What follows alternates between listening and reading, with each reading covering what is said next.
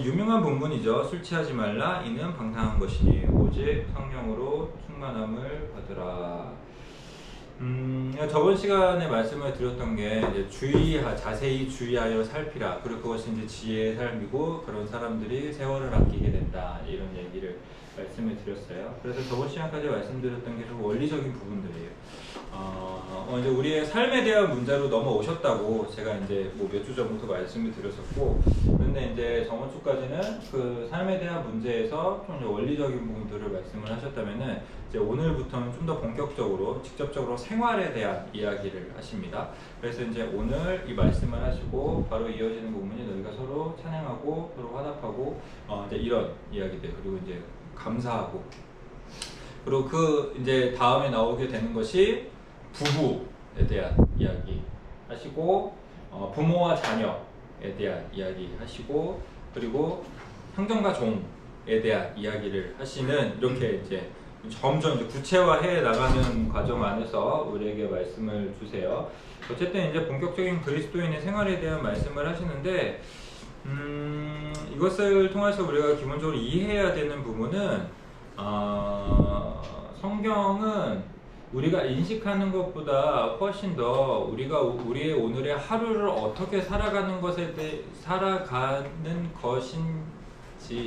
대해 관심이 많으시다는 걸 먼저 좀 인식을 하실 필요가 있어요.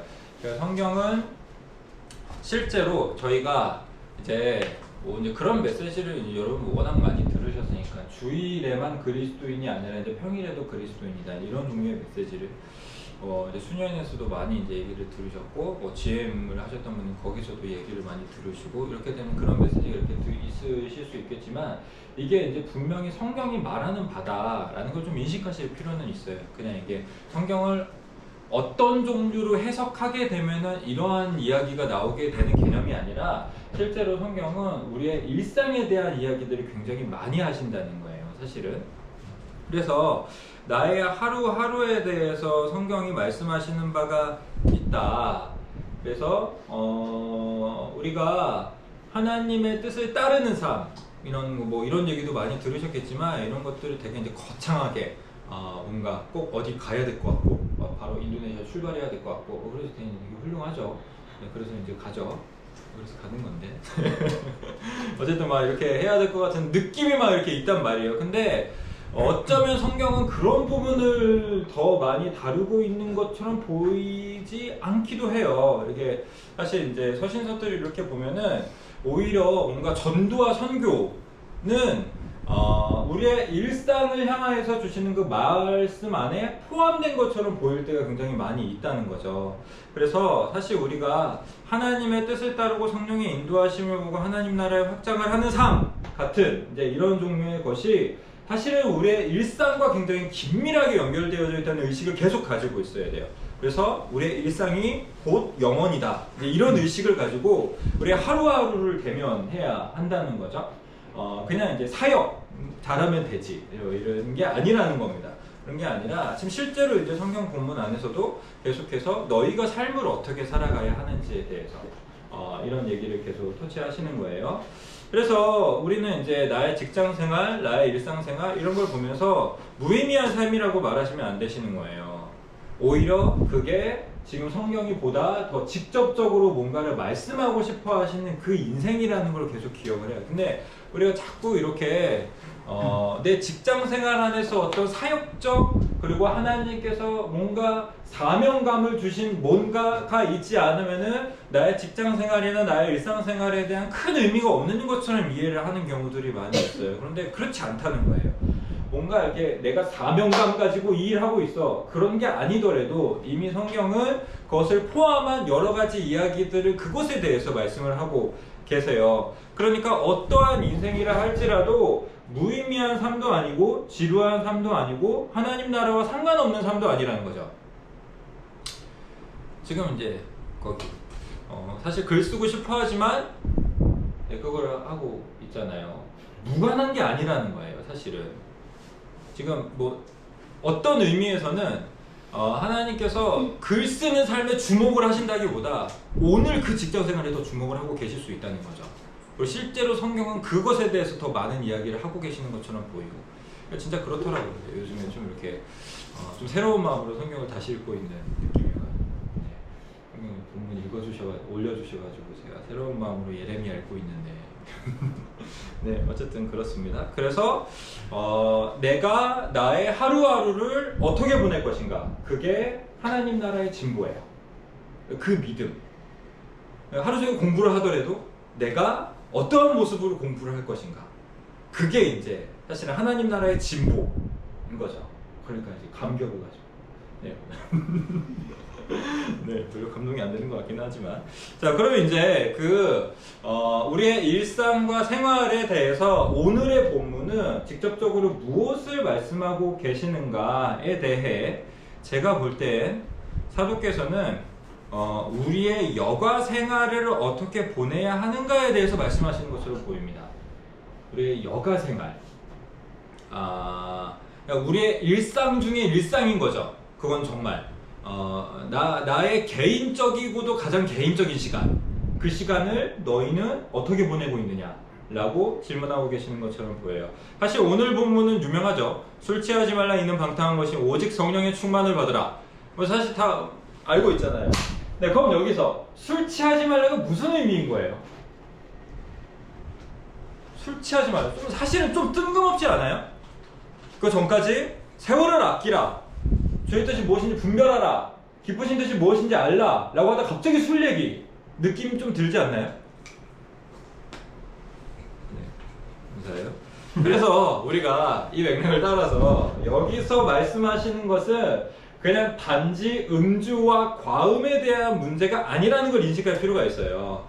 그걸로 이 본문을 해석을 하게 되면 사실 좀 이상한 상황이 되는 거죠. 갑자기 뜬금없는 느낌이 들게 되는 거예요. 그래서 로이드 존스 목사님은 어떤 이는 금주를 주장하는 설교 본문으로 28절 말씀을 삼는데 그것은 이 본문을 완전히 잘못 이해했다는 것을 나타내는 것이다, 이렇게 이 본문에 대해서 해석을 하십니다. 그래서 우리가 이제 음주하고 계시는 분 있나요 혹시? 뭐야?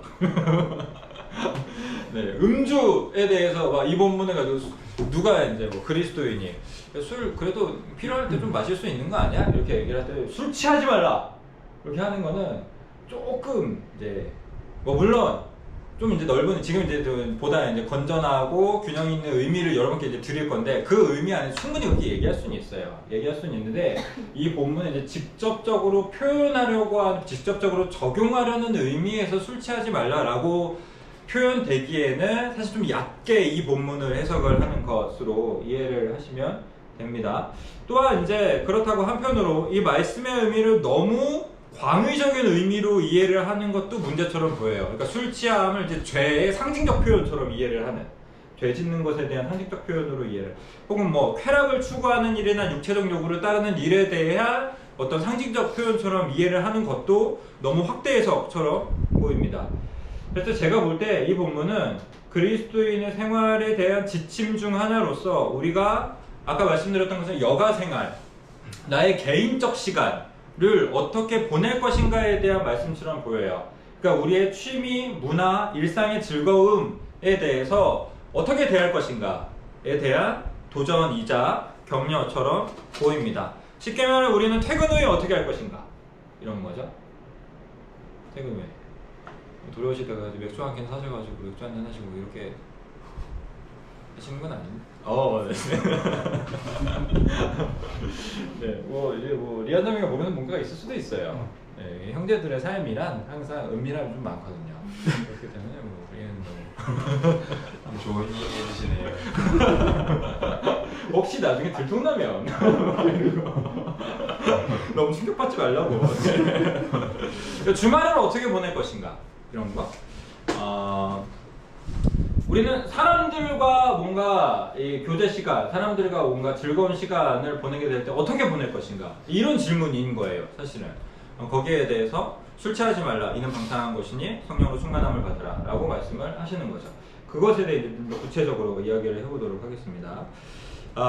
일단 이제 사도가 술 취함을 말씀하시는 이유가 무엇일까? 그러니까 여가 생활, 우리의 개인적 그 프라이빗한 그 시간에 대해서 말씀을 하시는 거라면 그것에 대한 의미로 술 취함을 말씀하시는 것에 대한 이유가 무엇인가? 왜냐하면 당시 사회의 술 취함은 일반화되어져 있던 여가 생활의 모습이기 때문입니다. 그러니까 저희 지금 이 시대보다 훨씬 더 일반적으로 이제 술 마시는 게 되게 관행적으로 일반적으로 사람들한테 자연스럽게 그렇게 있었던 문화였던 거예요. 왜냐면 물 대신 그 포도주를 마셨으니까. 그 이제 그 문화 그들의 문화 안에서 거기 뭐 팔레스타인 지역만 그런지 모르겠는데 거기 이제 유럽 쪽 물들이 사실 수질이 좋지 않아요. 석회가 많이 들어있고 그렇기 때문에 이제 뭐 예로부터 그 물을 직접적으로 마시기보다 이제 그거를 한번 뭔가 조제해서 이제 이거를 마시는 과정도 많이 있었고, 그리고 대표적으로 많이 이제 포도주로 이제 물을 대용해서 마셨죠. 그러다 보니까 사람들이 술을 많이 마셨겠죠. 그래서 이것이 얼마나 일반적이고 고질적 문제였는지 초대교회에서도 심각한 문제 중 하나로 성경은 다루고 계시는 것처럼 보입니다.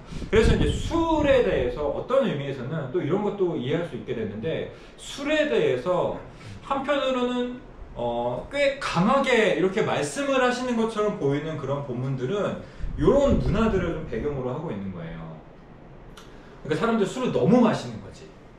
그냥 뭐 일상적으로 그냥 삶에서 그냥 이렇게 술이 있으니까 이런 것들을 배경으로 하고 있어요. 그래서 디모데전서 3장 3절 보게 되면은 술을 즐기지 아니하며 구타하지 아니하며 오직 관용하며 다투지 아니하며 돈을 사랑하지 아니하며, 여기서 이제 술을 즐기지 아니하며가 그 교회 사역자를 세울 때 디모데를 향해서 주고 있는 권면인데, 교회 사역자를 세울 때 어떻게 해야 하냐면 술을 즐기지 않는 사람을 세워야 된다 라고 이렇게 말씀을 하시는 것을 통해서 그 당시에 술이 굉장히 강력하게 지금 작용을 하고 있었음을 이해할 수 있게 되는 거죠. 뭐 저희 수년 한번 생각을 해보세요. 술을 즐기지 않는 사람을 사역자로 세워야 돼 라는 말 사실 하지 않잖아요. 왜냐면 대체적으로 안 드시니까. 뭐 사실 뭐 저희 사역자 중에 술을 즐기는 사람이 없잖아요. 그렇게 보일 만한 사람도 없고. 근데 왜 이렇게 놀라? 잠깐 제 삶에 돌아왔죠. 그런 사람이 없으니까. 그러니까 지금 이제 저희 문화만 돼도 술에 대한 이제 문제, 그것이 이제 교회에 주는 피해 이런 것들에 대해서 그렇게 막 이 시대에 비해서 이렇게 심각하게 보고 있지는 않는 거예요. 그래서 이제 술을 즐기지 아니하며, 그리고 이제 디도서를 보게 되면 좀 더 흥미로운 부분이 있는데, 늙은 여자로서는 그러니까 연세가 드신 이 여성분을 향하여서 이제 권면이 있어요.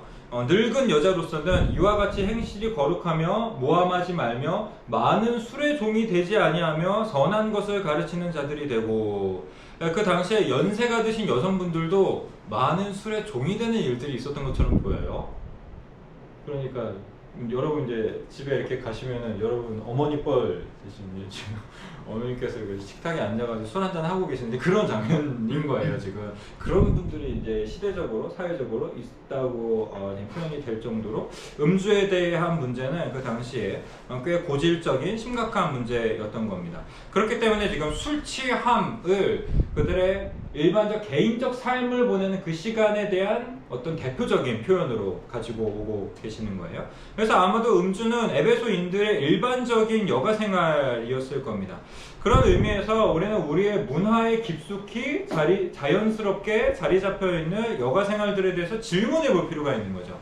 이게 그냥 술 취함이 그냥 단순히 술 취함이 아니라 너의 삶에, 너의 일상에, 너의 개인적 시간 안에 깊숙이 들어와 있고 너를 중독시키고 있는 그것을 버려라, 이렇게 말씀을 하시는 거란 말이에요. 그래서 나의 삶에 혹시 문화적인, 사회적인 그 영향을 받아 나를 좀먹고 있는, 어떤 나를 중독시키고 있는 뭔가가 있지는 않은지 질문해 볼 필요가 있는 거예요.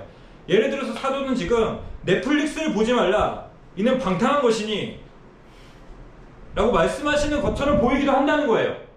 우리 시대적 언어로 표현을 한다면. 갑자기 좀 부담스럽죠? 넷플릭스요? 그건 제 삶의 일부인데? 이렇게 되는. 맛집 탐방을 하지 마라,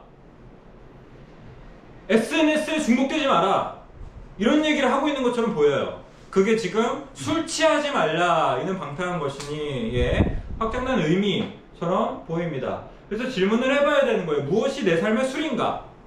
술이 꼭 술만 말하는 것이 아니라 그렇다고 술이 아닌 모든 것을 다 술이라고 이해해서는 안 되고 나의 여가 생활을 채우고 있는 그 술은 뭔가?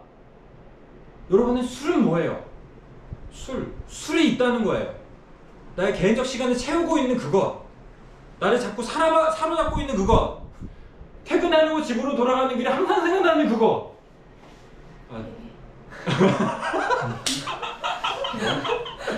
네, 좀 술치고는 좀 건전하죠. 그거는 이제 좀 술이라기보다 약간 내 몸이 부르는 약간 생명 유지의 수단 같은 느낌? 이게 좀 이렇게 결부되어져 있는 것 같은 느낌이 좀 들기는 해요. 이 질문을 해봐야 되는 거예요. 나의 여가 생활, 나의 취미 생활, 나의 스트레스 해소라고 표현되지만 사실은 나의 삶에 또 다른 스트레스가 되고 있는 그 친구는 무엇인가? 그것이 바로 술입니다. 그래서 그것을 향하여서 술 취하지 말라 이렇게 말씀을 하세요. 그럼 이제 우리의 술이 무엇인가를 생각을 할 때 이제 술의 특징을 표현하시는 것을 들으면 좀 더 이해가 될 수 있는데 술의 특징은 뭐예요 지금? 취하게 하는 거? 그렇죠. 취하지 말라잖아요. 그러니까 이거는 술이란 녀석은 나를 취하게 하는 녀석인 거예요. 그리고 실제로 내가 그런 상태인 거고 그러니까 그것으로부터 나와라 라고 말씀을 하시죠. 근데 여기서 취하다라는 표현은 한 모금 정도의 술이나 조금밖에 마시지 않는 어떤 사람을 말하고 있는 것이 아니라 술에 흠뻑 취한 사람을 얘기하고 있는 거예요. 그래서 사도가 여기서 사용한 말은 보통 성경의 다른 본문에서 담금질을 하는 과정에서 사용되는 본문입니다. 담금질이 뭔지 아시나요? 실독에 빠지지 말라는 얘기예요. 그러니까 이제 뭐 가죽을 이제 사용을 하려면 이게 원래 이제 막 담금질을 해줘야 되는 거거든요. 가죽도 뭔가 그 뭐지 기름에다가 하는 건가? 네 맞아요. 네, 그래서 이거를 이제 부드럽게 해주고 이걸 가공할 수 있으려면 이게 계속 이제 기름에 넣었다 뺐다 금속 같은 것도 그렇죠. 금속도 이제 가공을 할 때 물에 계속 이제 넣었다 뺐다 해줘야 되죠. 이거를 그게 지금 여기서 취하지 말라예요. 그러니까 담금질 당하지 말아라 술에 의하여. 그래서 술에 흠뻑 적셔지지 말아라. 그래서 술의 특징은 뭐냐 하면은 나를 흠뻑 적셔진 상태로 있게 하는 것, 계속 들어갔다 나왔다 하게 만드는 것, 그게 지금 이제 술이에요. 완전히 나로 하여금 절여지게 만드는 것. 그런 의미에서 우리는 단지 술의 양이 중요한 것은 아니라는 사실을 깨닫게 되죠. 예, 그냥 양이 많은 뭔가를 하는 것을 얘기하려는 건 아니고 사람은 때론 적은 술에 적셔져 있는 상태일 수 있다는 거예요. 뭐 아까 잠깐 농담으로 얘기를 했지만 퇴근하다가 맥주 한 캔 해야지 이거에 적셔져 있는 사람일 수 있다는 거예요. 계속 매일같이 무조건 집에 갈 때는 맥주 한 캔, 약간 이런 거. 이게 지금 담금질 되어져 있는 상태를 말하고 있습니다. 그러니까 나의 삶에 어떤 것에 대한 양이 중요한 건 아니에요. 그게 나의 고질적인 습관처럼 자리 잡고 있는가, 그게 지금 술입니다. 그러니까 단순히 넷플릭스의 양이 중요한 건 아니라는 거죠. 조금 편안해지시나요? 양이 중요한 건 아니고 고질적으로 오늘 퇴근하다가 집에 가서 꼭 넷플릭스 한 편 봐야지, 약간 이런 식이 되는 거예요. 오늘 자기 전에 넷플릭스 한 편, 이런 거 이런 거 좀 있지 않나요? 자기 전에 웹툰 한 편, 약간 이런 것들이 술이 되는 겁니다. 단지 뭐 다 마찬가지예요. 게임의 양이 중요한 건 아니에요. 게임 쉽지 않죠. 네. 중독되지 않게 하기 위해서 만드는 게임이 세상에 있나? 싶은 생각이 들어요. 그런 의미에서 게임을 할 때는 항상 게임을 할 때 이제 중요한 건 경각심이에요. 이 중독되지 않게 만드는 게임은 사실 없어요. 모든 게임의 목표는 이 사람이 중독되게 하는 거예요. 이걸 함으로써 그런 중독되지 않게 하는 게임을 만들면 장사가 안 되겠죠. 그런 게임을 그런 게임을 만드는 개발자는 없어요. 그런 게임으로 만들겠죠. 그렇기 때문에 이게 양이 중요한 건 아니에요. 내가 그걸 얼마나 흠뻑 적셔 들어왔다 나왔다 하는 방식으로 계속 하고 있는가, 내가 거기에 담금질 당하고 있는가, 이게 지금 그게 술인가를 구별하는 중요한 척도입니다. 제가 이걸 생각할 때 저에 대해서 가장 먼저 생각이 나는 게 커피예요. 좀 그렇다 정말. 이제 약간 저도 이제 퇴근하다가 꼭 커피 한 잔, 퇴근하고 나서 집에 왔을 때 무조건 커피 한 잔, 약간 이런 게 좀 있거든요. 지금 커피구나 이런 생각을 하게 되는데, 여기에 막 절여져 있는 상태가 되고 있는 것이 무엇인가를 포착하는 게 또 중요하죠. 네, 내버려 두시면 안 되시고, 그러면서 이것의 결과적인 특징은 또 무엇이냐면은 방탕하게 하는 것이다 이렇게 말씀을 하세요. 술 취하지 말라 이는 방탕한 것이니, 일반적인 강조, 이 사도께서 말씀하신 기본적인 강조는 이것이니 그것이 사회적 특징이고 무다적 일반이라 하여도 그 일은 우리의 인생에 해가 되는 일이다. 술 취함이 무서운 게 뭐냐 하면은, 그게 뭐 물론 이제 그게 나를 사로잡는 것도 이제 무서운 부분이지만 그것에 대한 변명이 많다는 거예요. 이거 다 사람들 하는 거잖아. 사람들 다 하고, 내 옆에 있는 사람들, 어떤 그리스도인들도 하고, 근데 뭐 이렇게 까다롭게 그래? 라는 종류의 변명이 내 안에서 쉽게 나오는 문제들, 사회적인 거, 문화적인 거, 사람들 다 하는 거, 그런 것이기 때문에 더 어려운 부분이 될 수 있습니다. 그런데 사도께서 강조하시는 건 뭐냐 하면은, 그것이 아무리 사회적이고 문화적인 거, 사람들의 일상적인 것으로 지금 시대 안에 사람들이 다 하는 것이라 할지라도 그거는 방탕한 것이다. 그래서 그것의 정체와 그것의 본색을 직시해라 라고 말씀을 하세요. 그래서 우리가 반드시 생각해야 하는 것은 사회적인 것이 곧 선한 것은 아닙니다. 사람들 다 하는 것이 곧 좋은 것은 아니에요. 일반적인 것이 다 건강한 건 아니에요. 사람들이 다 하고 있다고 해서 그것이 건강한 일은 아닙니다. 질문을 해봐야 되는 거예요. 여기서 방탕이라고 표현되어져 있는 그것과 똑같은 단어가 사용된 본문이 있어요. 방탕 하면 생각나는 거 있지 않나요? 훈련다. 네? 훈련다. 뭐라고? 그만. 그만. 성경에서 성경 어디에도 소년단이 있진 않잖아요. 방탕하면 생각나는 거예요? 네, 방탄 아니고 방탕 생각나는 거? 어느 부분에서 생각이 나야 하나요? 가는 딱 방탕 하면 떠오르는 그 사람 있잖아요. 네, 그렇죠. 탕자죠, 탕자. 그래서 이제 prodigal son인데, 여기 이 단어랑 이 단어가 똑같은 단어입니다. 그래서 이제 누가복음 15장에서 거기서 허랑방탕하여 그 재산을 허비하였더니 라고 말씀하시는 그 허랑방탕이라는 단어가 참 우리 시대에 사용하지 않는 단어여가지고 네, 이제 방탕한 이 단어가 이제 같은 단어예요. 이 방탕은 절약하지 않는 거죠. 그래서 이 낭비. 네, 헬라어 원어가 원래 이제 부정 접두어가 붙어 있어요. 그러니까 이 원래 단어는 절약하다라는 의미를 가지고 있는 단어예요. 그래서 거기에 이제 반대의 접두어가 붙어 있는 거죠. 절제하지 않는 거. 네, 그래서 절약하지 않는 것.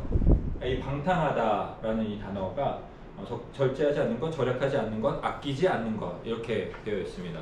그래서 여기서 술 취함은 절약하지 않는 것이다. 그것은 씀씀이가 해픈 것이다. 이렇게 표현을 하시는 거예요.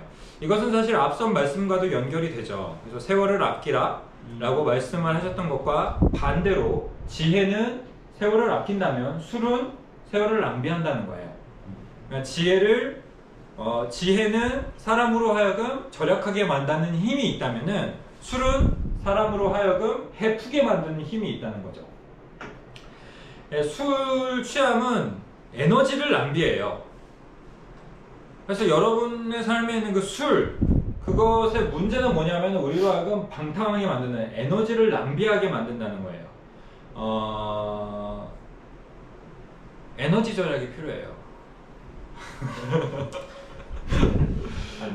여러분, 우리의 오해는 뭐냐 하면은 자꾸 우리의 자원이 영원하다고 생각해요. 나의 이 육체적 자원이 영원하다고 생각해요. 근데 여러분 진짜 그러지가 않아요. 제가 요즘에 이제 30 후반 이제 곧 40을 바라보고 그리고 또 이제 저희 아이가 나타나면서 잠을 못 잔단 말이에요. 정말 고갈돼 가고 있는 느낌이에요. 나의 수명이 지금 쓰이고 있다라는 느낌이 들고 있어요. 혹시 그거 아시나요? 모든 포유류는 평생 심장 박동수가 똑같은 거? 정해져 있어요. 예. 그래서 이거 뭐 연구하신 분이 있는데 코끼리는 1분에 30회 정도 뛴대요. 그래서 이 친구는 60에서 70년 후에 수명을 가지고 있는 거예요. 근데 쥐는 1분에 400회 정도를 뛴대요. 그래서 수명이 3에서 5년 정도 되는 거예요. 이런 식으로. 그 심장 박동수가 평생 뛰어야 할 것이 정해져 있대요. 그래서 이제 그 사람들 뭐 보통 건강 이런 거 한의학 뭐 이런 쪽에서 하는 얘기가 이게 심박수를 낮춰야 된다. 그래야 오래 사는 뭐 이런 식의 이야기들 하시거든요.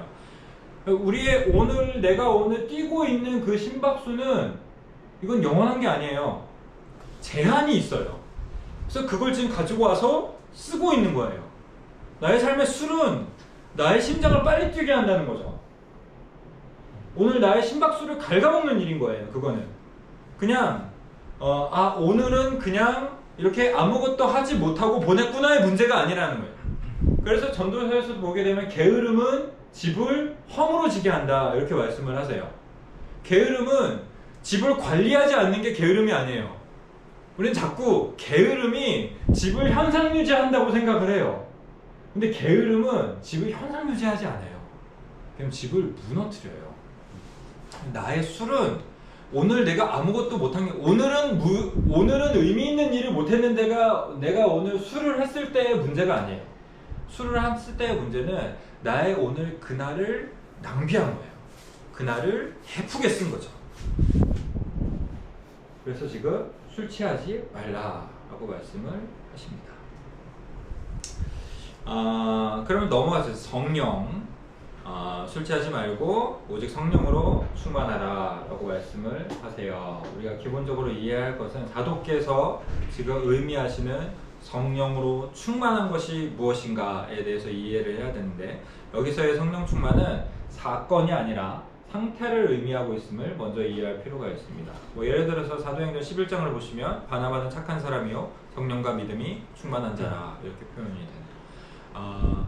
성령 충만한 사람은 외부에서 확인이 되는 거예요. 그러니까 이제 성경에서 자꾸 이제 어떤 스데반이 성령으로 충만하여 뭐 이런 식으로 이야기를 하시는 그런 표현이 가능한 이유는 지금 기본적으로 성경의 의식은 성령 충만은 외부에서 확인된다 이런 걸 의미하고 계시는 거죠. 주변에 있는 분들 어때요? 하나님 형제는 믿음과 성령으로 충만한가? 그래요? 약간 입술을 좀 깨물면서 이렇게 이야기를 하시네요. 끄덕이면 네, 끄덕이면 일단 고개는 끄덕이기는 하는데 입술은 좀 약간 심란한 느낌으로 그래 봐라 뭐 이런 거 같은데.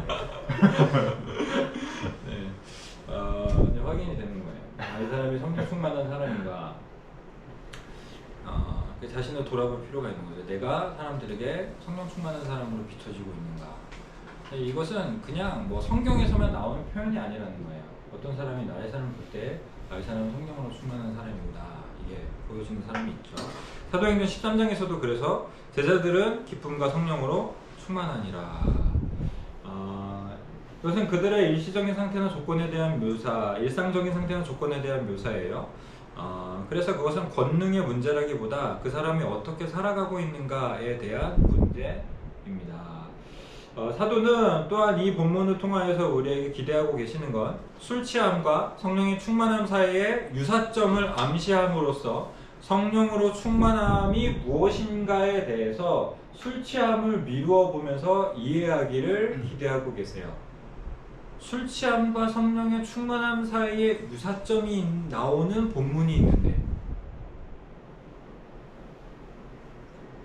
술 취함과 성령의 충만함 그거예요. 네. 오순절 사건. 거기서 보면은 사람들이 성령으로 충만하죠. 충만하니까 그걸 보고 있던 어떤 이들이 나 술 마셨냐? 이렇게 반응이 되는 그런 본문 통하여서 지금 사도는 당연히 그 본문, 그 이야기를 알고 계셨던 거예요. 그래서 술 취하지 말라, 성령으로 충만하라. 이거는 이게 대조적인 것이지만 한편으로는 유사점을 가진 일인 겁니다. 그래서 술 취함을 보게 되면 성령으로 충만함이 무엇인지 이해할 수 있게 된다는 거예요. 몇 가지 유사점을 말씀드리면 술 취함이 우리를 해방시키는 것처럼 성령도 우리를 해방시키십니다. 뭐 물론 술 취함이 우리를 해방시키다, 술이 우리에게 자유를 준다고 느끼는 건 우리의 느낌이죠. 그건 실제로 벌어지는 것은 아니에요. 우리는 쉽게 술이 우리를 해방시킨다고 생각해요. 내가 절여져 있는 그것으로 가면 나의 마음과 나의 어떤 기분과 감정이 자유로워질 수 있어. 되게 생각하면 자유로움이 몰려. 지금 이미 자유로우신 것 같아요. 표정이 굉장히 행복해졌어요 지금. 이미 자유로우시네.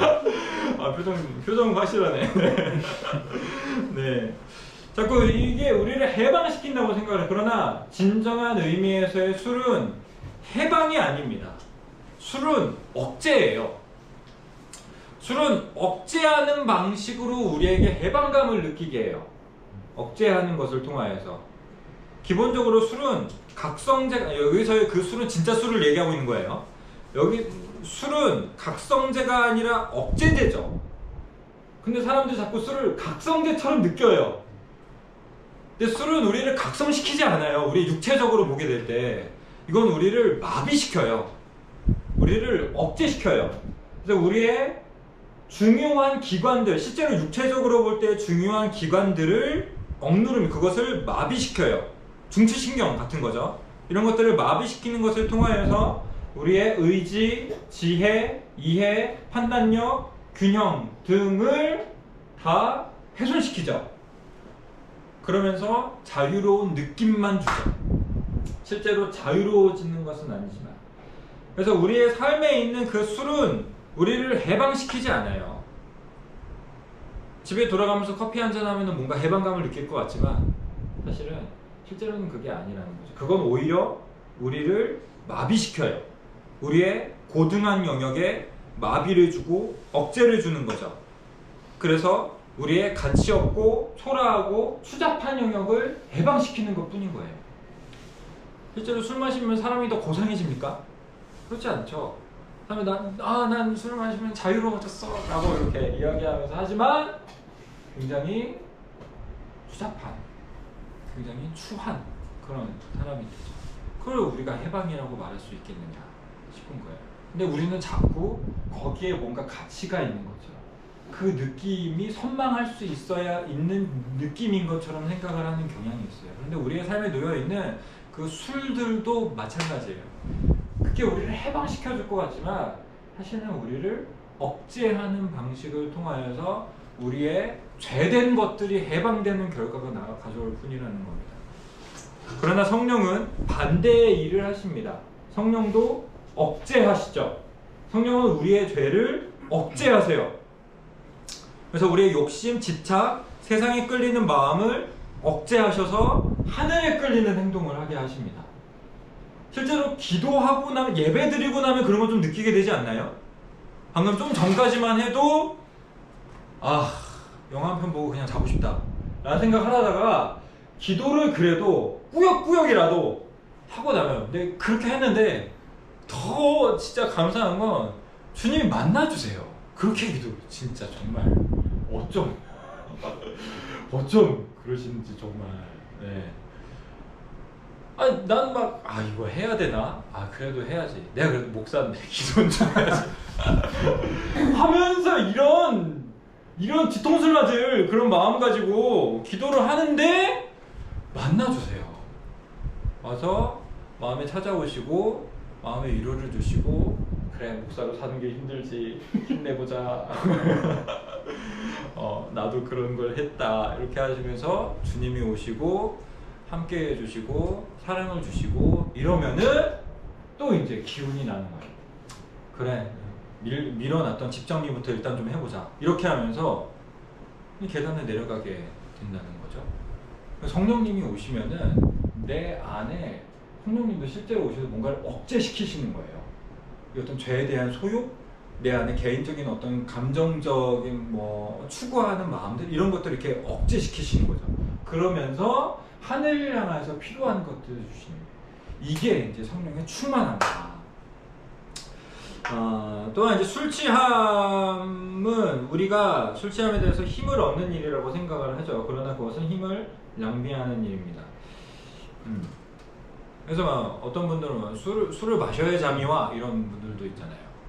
술에 취할 때에 그때에 이제 내가 뭔가 삶을 살아갈 만한 힘을 동력을 얻게 되는 것처럼.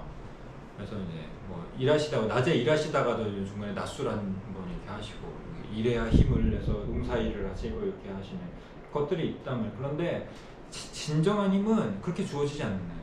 술은 우리에게 힘을 주지 않아요. 사실은 오히려 우리의 인생을 낭비하게 만드는 거예요. 그런데 성령님은 힘을 주시는 거죠.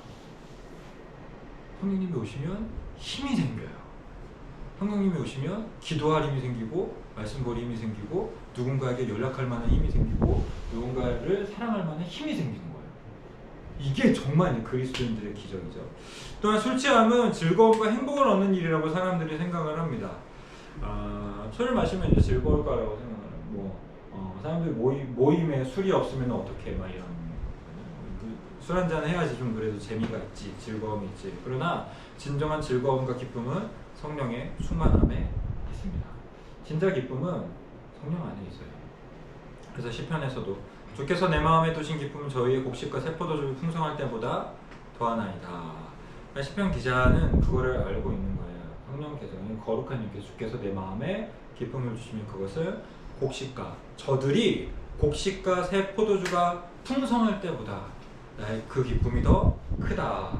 곡식과 새 포도주로는 얻지 못하는 그 기쁨이 성령을 통하여서 아들들께 주시는 기쁨으로 있다. 우리는 술 마시면 잔치가 벌어진다고 생각을 하죠. 그러나 그것은 참된 잔치도 아니고 영원한 잔치도 아니에요.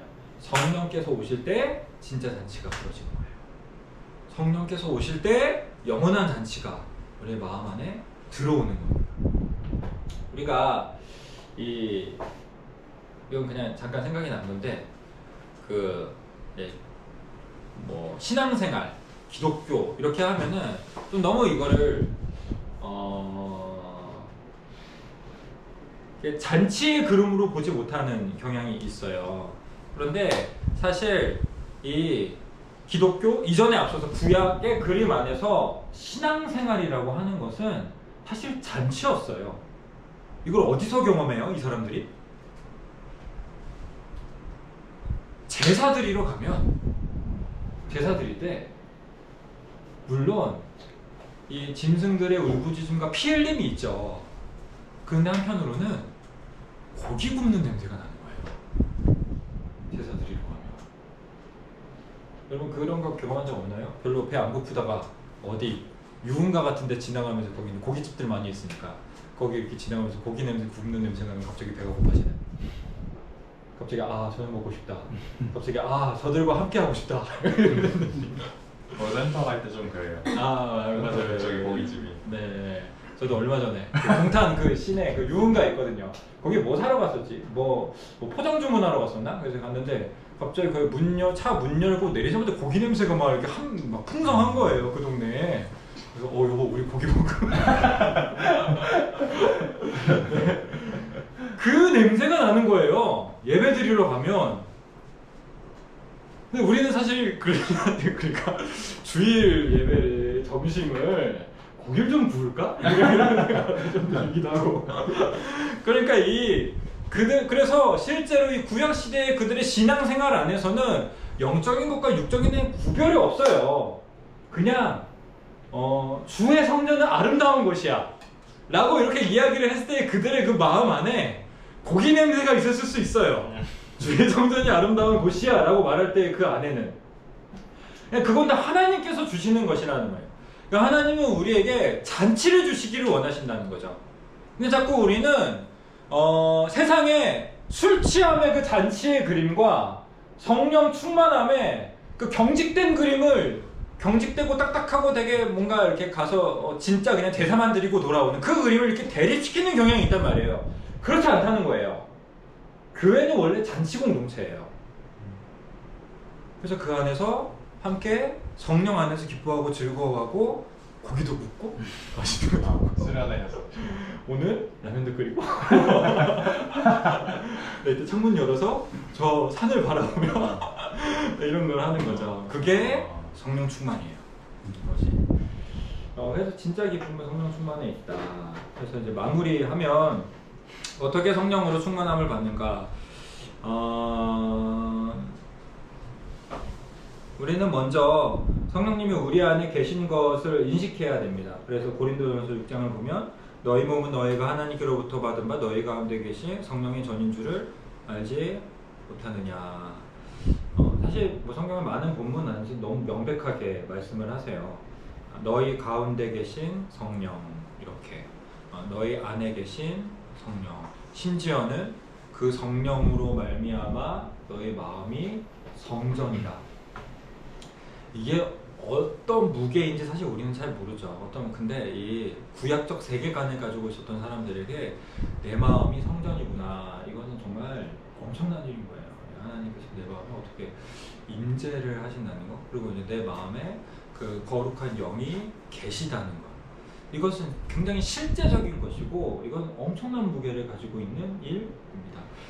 그래서 우리는 우리 안에 영광스럽고 반가운 손님이 계시다는 것을 항상 인식을 할 필요가 있어요. 내 안에 어떤 손님이 들어와 계시는데 영광스럽고 반갑고 사랑스러우신 어떤 분이 계시다 하는 그 의식 안에서 삶을 살아가기로 애를 써야 한다는 거죠. 그래서 성령으로 충만함을 받으라 라고 말씀을 하시는 거예요. 이건 여러분의 선택의 문제예요. 이걸 그냥 저 성령 충만함을 원합니다, 기다립니다 이렇게 하시면 안 된다는 거죠. 그렇게 하려고 애를 쓰셔야 된다는 거예요. 성령 충만함으로 삶을 살아가시려. 그리고 또한 성령으로 계속 충만하고 싶다면 우리는 성령을 근심시키지 말아야 합니다. 육체의 소욕은 성령을 거스리고 성령의 소욕은 육체를 거스리니 이는 서로 대적하여 너희 원하는 것을 하지 못하게 하려 합니다. 성령은 이 육체의 소욕으로 인하여 밀려나신다는 거예요. 이게 이제 그분의 겸손이시죠. 그분은 하나님이심에도 불구하고 내 마음에 어떤 것을 억지로 주장하지 않으신다는 거예요. 내가 육체의 소욕을 가지면 그분은 그냥 밀려나시는 분으로서 당신의 겸손을 보여주시죠. 그런데 그렇게 될 때 성령은 소멸되신다. 그래서 우리는 그것을 억누르고 그것과 싸우려고 해서는 안 된다. 그래서 성령께서 우리의 마음에 뭔가를 주실 때가 있잖아요. 나를 깨우치시고 아이디어를 제공하시고 나의 생각을 유발하실 때 그때 그것을 거절하거나 기각하면 안 된다는 겁니다. 아니 우리가 갑자기 이제 하나님의 말씀을 읽고 싶어. 뭐 그런 게 강렬하지 않을 수 있어요. 강렬하지 않잖아요. 근데 문득 그런 생각이 들 수 있어요. 오늘 집에 가서 성경을 좀 읽을까? 하는 생각이 갑자기 들어요. 그게 성령께서 주시는 생각이라고요. 그게. 그런데 성경을 좀 읽을까? 라는 생각이 문득 들었다가 그래도 어제 넷플릭스 보다 만 거 있는데 그거 가서 봐야지. 이걸로 그걸 누르는 게 성령을 소멸하는 거예요. 그걸 하지 말라라고 말씀을 하시는 겁니다. 그러지 말고 그것을 받아라. 성경을 읽어볼까가 내 안에 갑자기 생각이 났으면 딴 일들 제쳐두고 성경을 읽으러 가시는 거예요. 오늘은 기도를 좀 해볼까 하는 생각이 들었으면 그걸 억누르고 제껴두지 말고 기도를 하러 가시는 거예요. 오늘은 이 지체한테 연락을 좀 해볼까? 라는 마음이 들으셨으면 그래 뭐 얘도 어색하고 나도 어색한데 뭐 이렇게 하시지 마시고 한번 연락을 해보는 거예요. 그게 성령께서 주시는 거예요. 그게 성령의 충만함을 향한 길입니다. 마지막으로 성령을 갈망하고 그와 교제하며 교통하기를 간절히 바라셔야 합니다. 성령을 갈망하셔야 돼요. 성령님 저에게 오시옵소서. 성령님 당신과 함께 있고 싶습니다. 그분의 임재를 더 구하고 그분께 귀를 기울이셔야 되는 겁니다. 사실 사람이 술 취하는 이유는 술에 자꾸 귀를 기울이기 때문인 거죠. 여러분의 삶에 계속 술처럼 작용하고 있는 거기에 대해서 귀를 그것에 얼매고 그게 자꾸 내 삶에 술이 되는 이유는 거기에 귀를 기울이기 때문인 거예요. 그래서 거기에 의도적으로 찾아가서 너 오늘 뭐라고 이야기하니? 라고 거기에 귀를 기울이니까 아 오늘 잠들기 전에 한번 하자 이렇게 하는 그 응답이 자꾸 그들에게 나오는 것입니다. 그 거기 마치 거기에 계속 우리가 귀를 기울이는 것처럼 성령님께서 귀를 기울여야 되는 거예요. 그래서 우리 안에 성령님이 계심을 믿고 성령님 오늘 제 삶에 무엇을 주시기 원하십니까?